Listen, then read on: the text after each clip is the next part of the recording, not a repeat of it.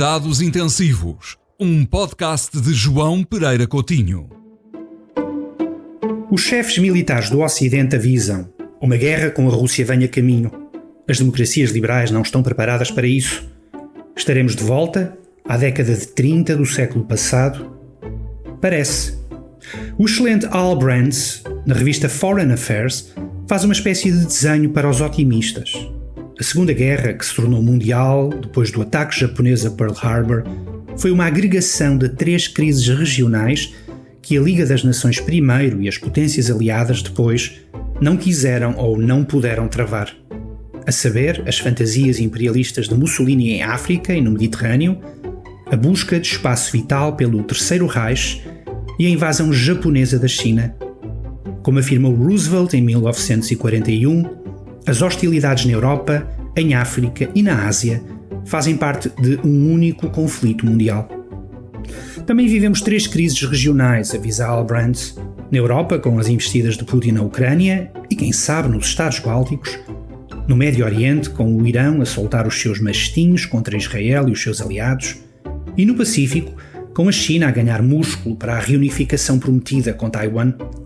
Como acontecia há quase 100 anos, também temos 3 potências autoritárias e revisionistas unidas pelo ressentimento anti-ocidental e que se ajudam ideológica e militarmente para forjarem uma nova ordem mundial. Mas existe um outro traço comum entre o passado e o presente: o estado de negação em que vivem as nossas democracias liberais. Bastou ver como reagiram os seus líderes políticos aos avisos das chefias militares de que a nossa mistura de desarmamento e apaziguamento não pode dar bons resultados. Reagiram mal e porcamente. Nada de novo.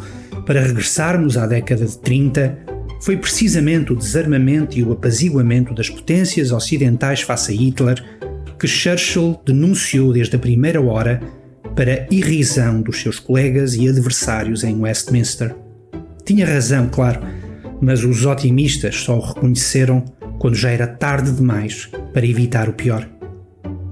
Entregar a Ucrânia a Putin, permitir que a teocracia iraniana continue impune pela destruição que semeia no Médio Oriente e dar a reunificação da China com Taiwan como um facto consumado é acreditar, como os nossos antepassados, que a invasão da Abissínia pelos fascistas era uma questão menor, que a remilitarização da Renânia pelos nazis era tolerável e que a tomada da Manchúria pelo Japão era um problema distante.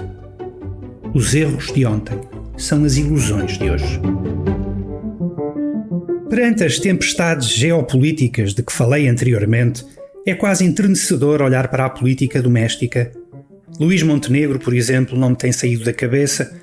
O homem esforça-se, apresenta um bom programa, rodeia-se das melhores cabeças. E o que fazem os seus camaradas de partido? Nos Açores, o candidato às eleições regionais já fez saber que, em caso de necessidade, não hesitará em convidar o Chega para a ceia, derrubando assim toda a teoria do PSD nacional sobre entendimentos com André Ventura. Em fevereiro não se falará de outra coisa, os Açores como aperitivo para as legislativas, e março, claro, é logo a seguir. Na Madeira, Miguel Albuquerque podia demitir-se, abrir o caminho para uma nova solução de governo e daqui a 2 meses, quem sabe, talvez houvesse dissolução da Assembleia Regional e novas eleições.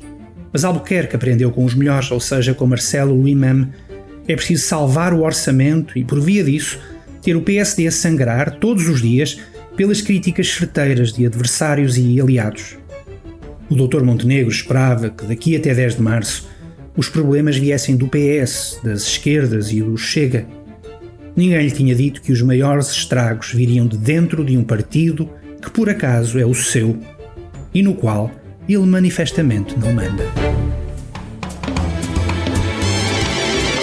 Cuidados Intensivos, um podcast de João Pereira Coutinho.